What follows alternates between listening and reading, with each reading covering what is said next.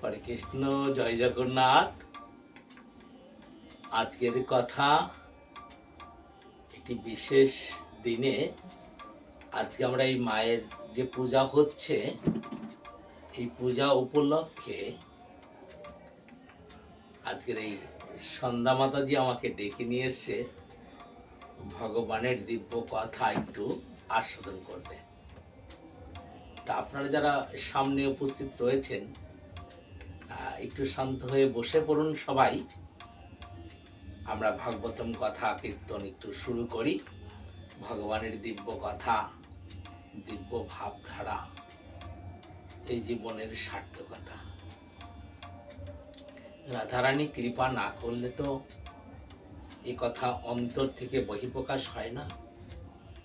আপন গুরু মহারাজ কৃপা করে যদি সেই কথা আস্বাদন করান, তবে সম্ভবময়। তাই ভগবান শ্রীকৃষ্ণকে যদি যে ডাকার যে উপলব্ধিত, মহাভারতের যুদ্ধ দেখেছিলেন আপনারা, শ্রবণ করেছেন, কথা কীর্তন শুনেছেন। এখানে যারা উপস্থিত রয়েছেন না, সবাই ভাগবতমের চেতনার মধ্যে ছিলেন একটা সময়। তাই আমাদের প্রথম প্রয়োজন যে বলছে ভগবান শ্রীকৃষ্ণর যে ভাগবতমের একটি বিশেষ কথাই আমরা উপলব্ধিত করতে পারি। ভগবান সম্বন্ধে আমাদের জানতে গেলে আমাদের মূল অভিলাষিত চেতনা, এটা যদি আমরা বহিঃপ্রকাশ না করি কখনোই সম্ভব নয়।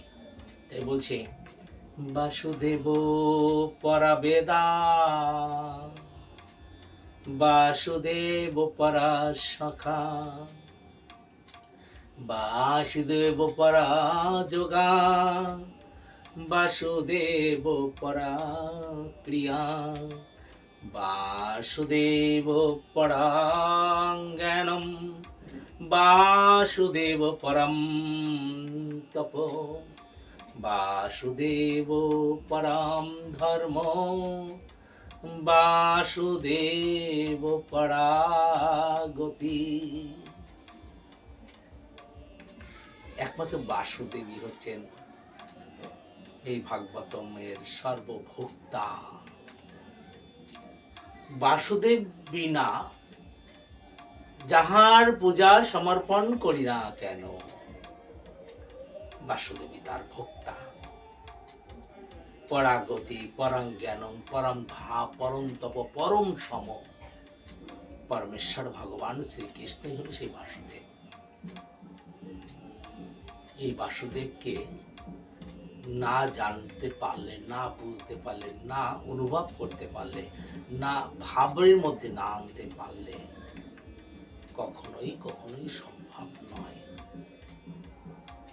আগে সেই জিনিসটাই আমাদের আজকের এই যে ধর্মকথা, চারিদিকে হই হুলটল হট্টগোল, আজকের এই যে মায়ের যে সেবা হবে, মায়ের যে পূজা হচ্ছে, এখানে ইতিমধ্যে মায়ের পূজার যোগাড়যন্ত্র শুরু হয়েছে, মূর্তি আনয়ন হয়েছে, কত লোকজন এসেছেন আপনারা।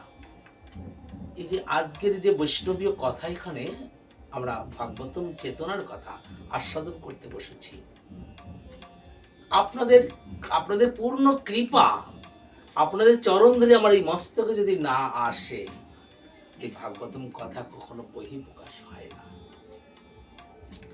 ভগবান শ্রীকৃষ্ণ যখন মহাভারতের যে যুদ্ধ, কুরুক্ষেত্রের ময়দানে যে যুদ্ধ অভিলিষিত ভাবে অর্জুনের সারথি হিসাবে যুদ্ধ ময়দানে তিনি বিরাজিত করছেন, বিরাজ করতে করতে অশ্বত্থামার যে উগ্রতা, যে চেতন শক্তি উনি এসেছিলেন, তখন তার ভাব ছিল এই অর্জুনের বংশে কাউকে উনি রাখবেন না, রক্ষা করবেন, সব শেষ করে দেবেন। খুঁজে খুঁজে তিনি সে ব্রহ্মাস্ত্র নিক্ষেপ করবার জন্য, মতলব অর্জুনের বংশে, দুর্যোধনের বংশে কেউ বাতি দেবার মতো রাস্তা কেউ রাখবেন না। আপনারা সকলেরই জানা, তবু সেই কথাটা আজকে বলছি। উত্তরার গর্ভে তখন অভিমন্যু রয়েছে। ভগবান যখন এমন একটি যুদ্ধের পরিস্থিতির মধ্যে রয়েছেন,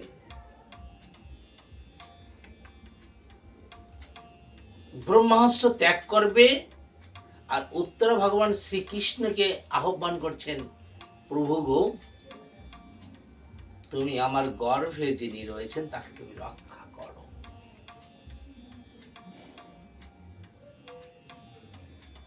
সেখানে দাঁড়িয়ে যতই তিনি ব্রহ্মাস্ত্র বাণ ত্যাগ করার না কেন, আমার উত্তরা মাতাজির গর্ভে সেই সন্তান সুরক্ষিত রাখলেন ভগবান শ্রীকৃষ্ণ। তাই আমাদের আজকে যে এখানে মায়ের যে পূজা হচ্ছে, ইনি হচ্ছেন একজন বৈষ্ণবী মা। দ্বাদশ বৈষ্ণবী বলা হয় না, শাস্ত্রে বলছে না? সেই শাস্ত্রের মধ্যে দ্বাদশ বৈষ্ণবী মা কালী হচ্ছেন, মা হচ্ছেন একজন বৈষ্ণবী। এই বৈষ্ণবীর যখন আরাধনা হবে, তাহার পূর্বেই, তার পূজা অর্চনা করবার পূর্বেই স্বয়ং আমার বাসুদেবের পূজা এখানে হবে। নারায়ণের পূজা না হলে, বাসুদেবের পূজা না হলে মায়ের পূজা এখানে হবে না, হয় না, পায় না। আজকে এই মাতাজি কৃপা বলে আজকের এই গৃহ মন্দির প্রাঙ্গণে যে আমরা আজকে এসেছি, এত মানুষের সমাগম, এত সুন্দর ভাগবতমের কথার আসক্তি তৈরি করেছেন। আমরা পরামৃত ভাবে জীবনের একটি সুন্দর লক্ষ্যে পৌঁছাতে গেলে প্রতিটি গৃহ মন্দির এই ভাগবতম কথা আস্বাদন করা, যে কোনো কর্মে, যে কোনো শুভ কর্মের পূর্বে যদি আমরা শ্রীমদ্ ভগবদ গীতার কথোপকথন, তস্য ভগবানের আরাধনা যদি না করি, সেই কর্ম কোনো দিনই কোনো সময়ের জন্য পূর্ণতা পায় না। সেই কর্ম কোনো শুভ কর্মে কোনো কার্যক্রম হয় না। একথা তো শাস্ত্রে বর্ণিত। তাই সকলের কাছে আমি বলবো, ভালো কোনো না কোনো শুভ কর্ম করবার পূর্বে শ্রীমদ্ ভগবদ গীতা বা ভগবানের কথোপকথন আস্বাদন করেই সর্বসময় সেই শুভ কর্ম করা উচিত আমাদের প্রতিটি মানুষের। তবে ষোড়শ কর্ম রূপান্তর হবে। সবাইকে ভালো থাকতে হবে। হরে কৃষ্ণ, জয় জগন্নাথ, রাধে রাধে।